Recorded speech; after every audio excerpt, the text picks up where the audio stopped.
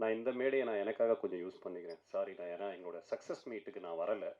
ஷூட்டிங்கில் இருந்தேன். அதற்கு காரணம் வந்து காளி வெங்கட் சார் தான். அவர் கூட தான் ஷூட்டில் இருந்தேன். அந்த தேதிகளை நான் மிஸ் பண்ணியிருந்தேன்னா மறுபடியும் 2028 தான் அந்த தேதிகள் இருக்கறதா சொன்னாங்க. அதனால் நான் சார் கூட நான் இருந்தே ஆகணும். அதை கலை ப்ளீஸ் பிஹேவ். ஸோ எனக்கு நீங்கள் கொடுத்த அந்த சக்ஸஸ் வந்து ஒரு சப்போர்ட் வந்து உண்மையிலேயே என் கெரியரில் நான் ஒரு 14 வருஷமாக சினிமாவில் இருக்கேன். அந்த நீங்கள் எழுதின ஒரு ரிவ்யூவும் எனக்கு வந்து அவ்வளோ டச்சிங்காகவும் ரொம்ப பர்சனலாகவும் எனக்கு ரொம்ப மோட்டிவேட்டிங்காகவும் இருந்தது. நான் இன்னும் தைரியமான வேலைகளை நான் செய்கிறது கரெக்டு தான், நான் போய்கிட்டே இருக்கலான்ற ஒரு தைரியத்தை கொடுத்தது. அதற்கு மிகப்பெரிய நன்றி. இரண்டாவது நன்றி வந்து நான் காளி வெங்கட்டுக்கு சொல்லணும். ஏன்னா இந்த மாதிரி அவர் சொன்னார், இந்த மாதிரி மெட்ராஸ் மேட்னி ஒரு இது வச்சுருக்கோம், ட்ரைலர் லான்ச் வாடா அப்படின்னு. நான் காளிக்கிட்ட சொன்னேன், காளி இந்த மாதிரி நான் ப்ரெஸ் இதுக்கு முன்னாடி மீட் பண்ணல, என் ப்ரெஸ்ஸுக்கே நான் போல, இதுக்கு போனேன் எப்படி இருக்கும், நீ வா நான் உனக்கு ஒரு ஆப்பர்ச்சுனிட்டி கொடுக்குறேன், இதை நீ யூஸ் பண்ணிக்கோ அப்படின்னு இந்த ஸ்டேஜ் எனக்கு கொடுத்தேன் காளி வெங்கட்டும்.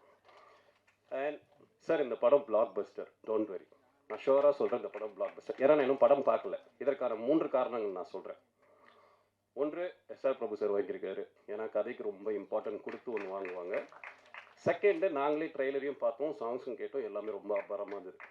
மூன்றாவது, ஒரு படம் நம்ம ஷூட் முடிச்சுட்டு அதுக்கப்புறம் அதுக்கான டப்பிங் வேலைகள்லாம் முடிச்சுட்டு நல்ல ஒரு படம் பண்ணியிருக்கோம்னா நம்மளுடைய பாடி லாங்குவேஜ்லேயே நமக்கு தெரிஞ்சிடும் என்ன நம்ம பண்ணியிருக்கோம் அப்படி.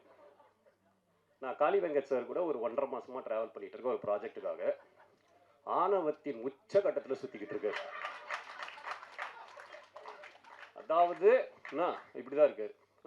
என்னடா அப்படின்னா, இல்லை மெட்ராஸ் மேட்னி, சரி சரி அப்போ படம் பிளாக் பஸ்டர், அதனால் இப்படி இருக்காரு போலன்றதுக்காக.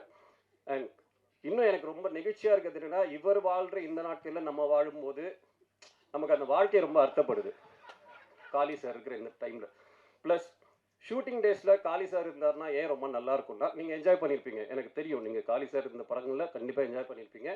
ஏன்னா நம்ம தமிழ் சினிமா ஆரம்பித்து ஒரு 5-6 தலைமுறையாக டிஜிட்டலுக்கு முன்னாடி ஃபிலிம் எப்படி இருந்தது, அதுக்கு முன்னாடி எப்படி இருந்தது, இந்த எல்லா ஸ்டோரிஸும் ஒரு மூத்த நடிகராக அவர் நமக்கு கொடுத்துக்கிட்டே இருப்பார்.